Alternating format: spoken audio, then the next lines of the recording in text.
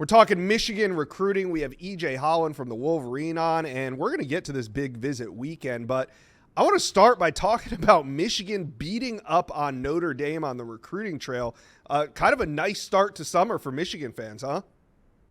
Yeah, no, definitely. Always great when you can beat up on Notre Dame. I mean, they straight up lockered the Irish this week, back to back days, beating them out for Mikhail Blade on 300 edge out of Chicago, and then Alistair Vallejo, a top priority defensive lineman out of Texas. These were two recruitments where Notre Dame was considered the leader for the majority of the process. Michigan came back and, like I said, just straight up stuffed Marcus Freeman into a locker, which was great to see. You know, Notre Dame always starts off hot and then they cool off as the recruiting process goes down.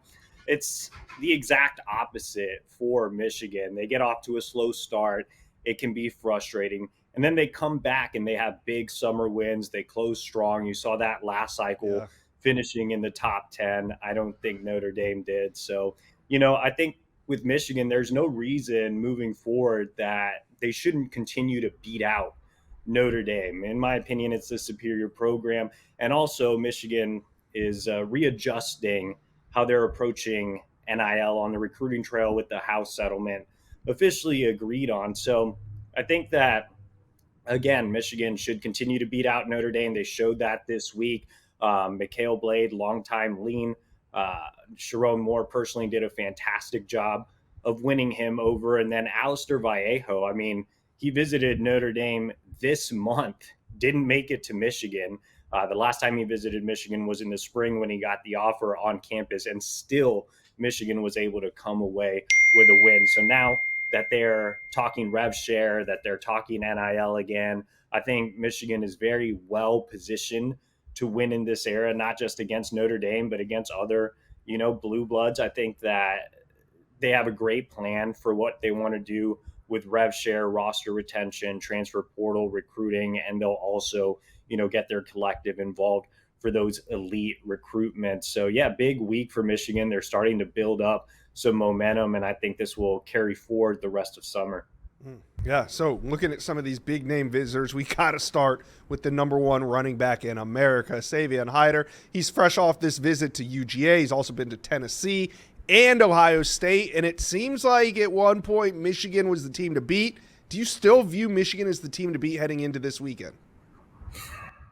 I mean, it really does depend on this weekend. I wouldn't say that I view Tennessee as the team to beat. I wouldn't say that I view Michigan as the team to beat either. I don't think I view either one, just because these visits will be so critical. I mean, he visits Michigan this weekend and then he goes to Tennessee the following weekend. I think Ohio State did a nice job in the spring, but I agree with Steve Wiltfong and have continued to say over the last several weeks that I feel like Tennessee is the team that's the biggest threat to Michigan.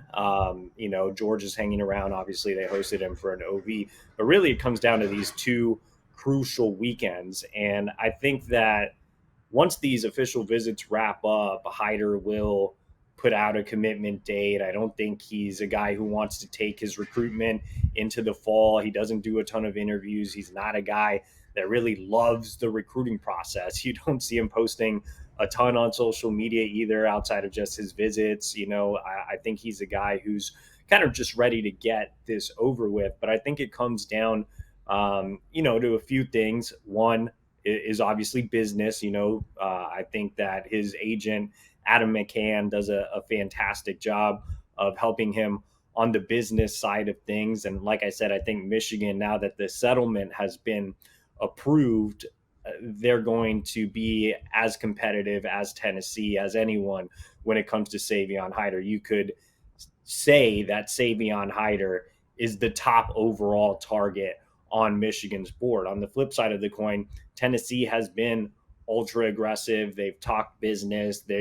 Tennessee has a reputation for being an NIL power as well. So, these two weekends are going to be critical in terms of business talks, not just winning over Savion and his family, but also getting the business side right. So I think it's a big weekend for General Manager Sean McGee and Hyder's agent Adam McCann. So Yeah. on the flip side, aside from NIL, relationships still matter to Savion. He's not just, if the numbers are similar, if the business side makes sense for both schools, the relationship side still matters. The fit side still matters for Tennessee. Yeah, and I think it's important to keep in mind, Savion Hyder, he's a small town kid. He lives just outside of the Blue Ridge Mountains in Virginia. I think Knoxville kind of offers a similar setting, so there's a fit there. Obviously, Tennessee has a new running backs coach, and even though Michigan isn't necessarily that small mountain town, it's still kind of a small college town feel. I do think the relationship with Tony Alford makes him feel at home at Michigan. Alford has been recruiting him since he was at Ohio State, and Savion was an underclassman, and that relationship still matters. So again, I think it comes down to just overall fit, relationships. Michigan can also sell that they're a prime running team. They love to run the ball. Even with Bryce Underwood, they're going to stay committed to running the football. And then the business side as well. So these two weekends, super, super critical when it comes to Savion Hyder. Speaking of critical, the trenches are always critical for Michigan recruiting. And this weekend, Texas offensive lineman John Turntine is going to be on campus. And last weekend, Texas offensive tackle Felix Ojo was on campus. So which one do you think Michigan sits in a better spot with? I still like Michigan as a dark horse for John Turntine. I mean, I know they made up a lot of ground with Felix Ojo, and I would say they're in Felix Ojo's, top group, top three, top five, whatever the case is. They are strong contenders for Felix Ojo. Like I said, Michigan's back open for business with the settlement pass. So I think that you can't count out Michigan for Ojo. Not only that, Ojo, high academic kid, great culture fit, loves the offensive line development, loves the relationships there. I think Texas is going to be really tough to beat. I think Texas is going all in on landing Ojo. I think Texas is also in a strong position for John Turntine. They don't want to let him get away. But I think there are some similarities between Turntine and Ty Haywood. Remember, Michigan pulled Ty Haywood out of the Dallas Fort Sure. Worth area last cycle. They put together a really strong package for him on the financial side. And on top of that, Ty just, really felt comfortable with Michigan's development and Sharon Moore's background as an offensive lineman and offensive line coach. And again, I just see some similarities there between Ty and Turntine. And you could make a bit of the same argument with Felix Ojo. Michigan was actually smart this past weekend. Ty Haywood served as Felix Ojo's player host. Remember, Ojo, also a Dallas Fort Worth area guy. So it wouldn't be surprising if Haywood hosts Turntine as well. But yeah, I mean, this is a Sharon Moore special. I mean, he's personally been recruiting Turntine for more than a year now. I've had great conversations with Turntine and his father. I went down and visited Turntine this spring, and I get a little more sense that Michigan can really win that recruitment. Whereas with Ojo, there's some cautious optimism, but I'm still probably favoring Texas in that recruitment. All right, so this weekend, over a dozen official visits. Go check out the Wolverine for all the details. But EJ, are you telling Michigan fans to focus in on any recruits that you could see committing this weekend? Yeah, I mean, that's a good question. I mean, there's certainly a couple of commit candidates. I think they are in a really good spot with Andre Clark, a four-star cornerback out of Virginia. Michigan has the lead on the On3 recruiting prediction machine. I haven't put in a prediction just yet, but I think Michigan could easily, win out in that recruitment. So I think he's a prime commit candidate. Maybe not necessarily this weekend, but another guy that I think really needs to be mentioned that Michigan is going to just be all in for this weekend is Travis Johnson on 300 wide receiver, also out of Virginia. So you have that Virginia trio of Hyder, Clark, and Johnson that's very important to this class.